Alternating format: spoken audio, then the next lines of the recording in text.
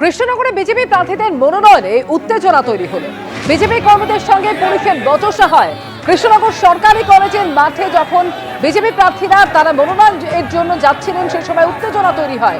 কর্মীদের মাঠে ঢুকতে বাধা দেওয়া হয় এমনই অভিযোগ। বিজেপি কর্মীদের বাধা দেওয়ার অভিযোগ উঠছে পুলিশের বিরুদ্ধে।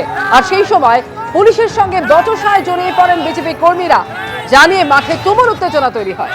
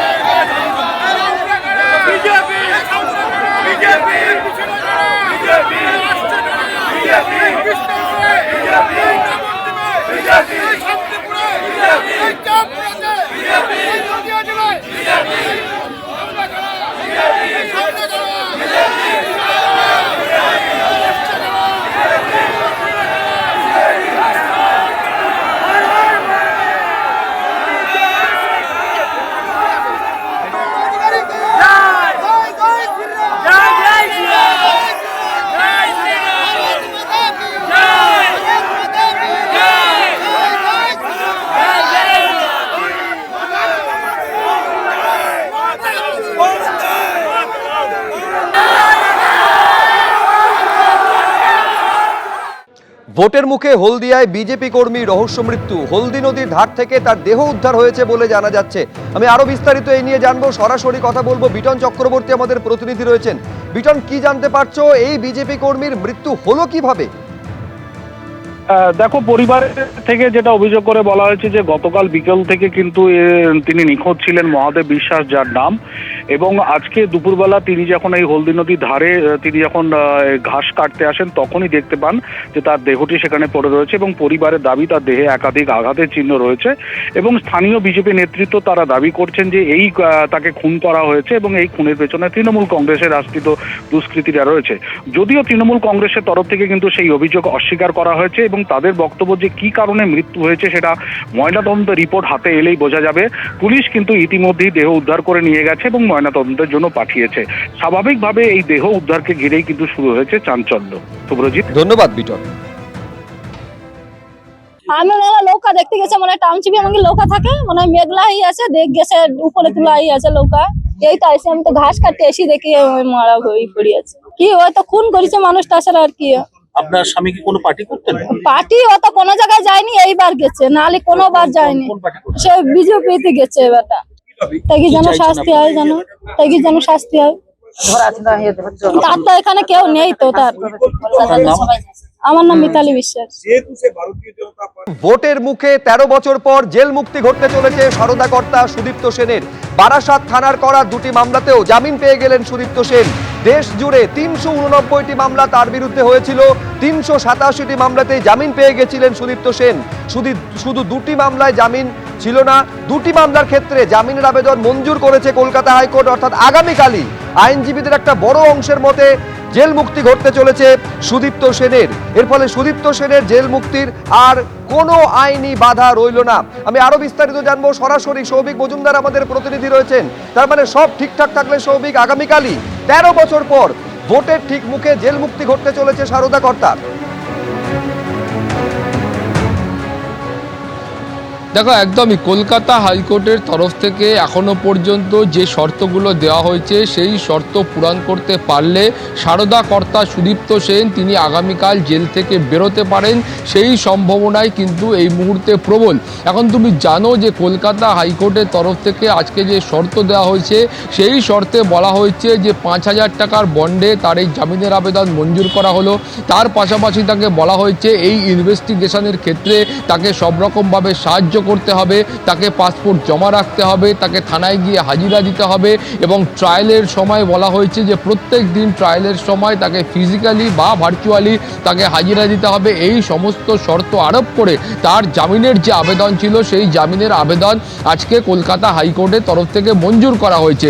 এখন এই কলকাতা হাইকোর্টের সামনে যে দুটি আবেদন তিনি করেছিলেন সেই দুটি আবেদনই বারাসত থানায় যে দুটি মামলা হয়েছিল এবং এ রাজ্যের পুলিশের তরফ থেকে যে মামলা হয়েছিল সেই মামলার প্রেক্ষিতে তার আবেদন মঞ্জুর করা হলো। এখন 2013 সালে এই দুটি মামলা হয় এবং সেখানে বলা হয়েছিল যে বারাসাত পিএস কেস নাম্বার 901 এবং 937 এই দুটো কেসের ক্ষেত্রেই কিন্তু তার আবেদন আজকে মঞ্জুর করা হয়েছে।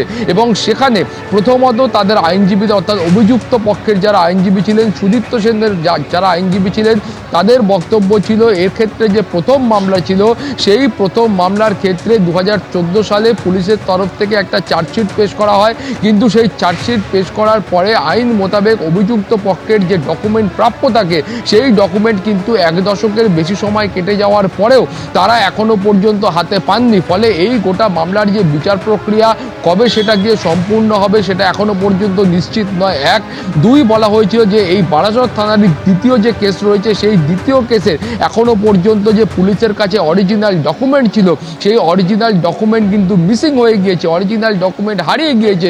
ফলে যে ক্ষেত্রে এই মামলার যে অরিজিনাল ডকুমেন্ট ছিল সেটাই যখন হারিয়ে গিয়েছে তার বিচার প্রক্রিয়াও কিন্তু শুরু বা শেষ হওয়া সেটা কিন্তু অত্যন্ত কষ্টকর। ফলে যে মামলাগুলোর এখনো পর্যন্ত ট্রায়াল বা বিচার প্রক্রিয়া এই দীর্ঘদিন কেটে যাওয়ার পরেও শুরু হয়নি সেটা কবে শেষ হবে সে বিষয়ে এখনো পর্যন্ত নিশ্চিত তথ্য কলকাতা হাইকোর্টের কাছে নেই।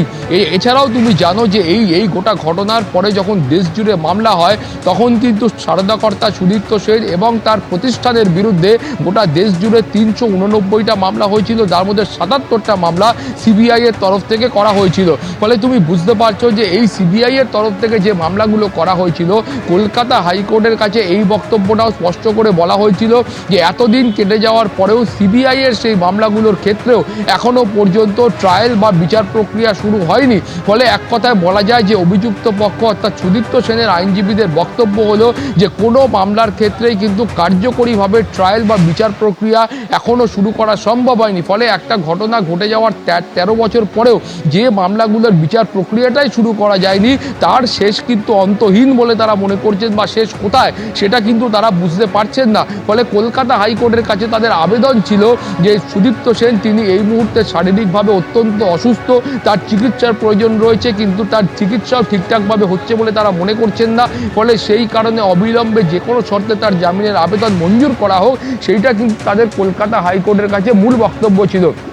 এর পাশাপাশি কলকাতা হাইকোর্টের যেটা বক্তব্য ছিল যে এই গোটা ঘটনার পরে দেখা গিয়েছিল বা কলকাতা হাইকোর্টের যে মনোভাব ছিল যে এই গোটা ঘটনার পরে দেখা গিয়েছিল সরকারের তরফ থেকে হোক বা কলকাতা হাইকোর্টের তরফ থেকে হোক একাধিক ভুয়ো অর্থলগ্নি সংস্থার আমানতকারীদের টাকা ফেরত দেওয়ার জন্য একাধিক সময়ে একাধিক কমিশন গঠন করা হয়েছিল। সেটা একেবারে আমি এইখানে একবার সৌভিক তোমাকে থামাচ্ছি। যাবতীয় শর্ত মানা সম্ভব হলে আগামীকালই জেল মুক্তি ঘটতে চলেছে সুদীপ্ত সেনের। একবার শোনায় আইনজীবী কি বলছেন।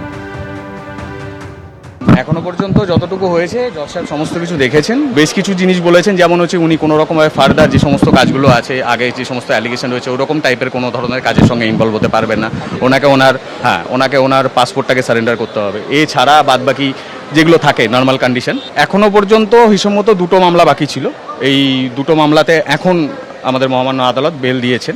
389 মামলা ছিল, তার ভেতর থেকে সিবিআই বেশ কিছু মামলা ওখানে টেক ওভার করে সুব্রত চট্টরাজ জাজমেন্টের পরে, এবং বাদবাকি যে সমস্ত যেগুলো ছিল সেইগুলো হচ্ছে আপনার স্টেট ইনভেস্টিগেটিং এজেন্সির কাছে ছিল।